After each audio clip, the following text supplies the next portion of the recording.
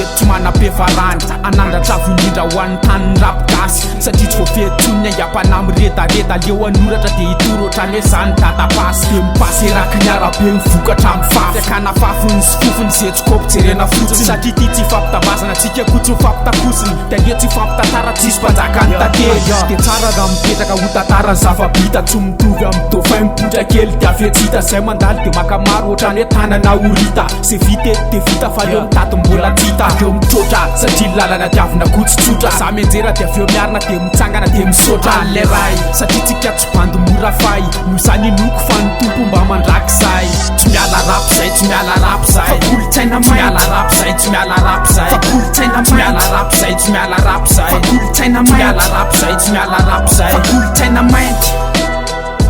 kolotsaina mainty kolotsaina mainty tato max kolotsaina mainty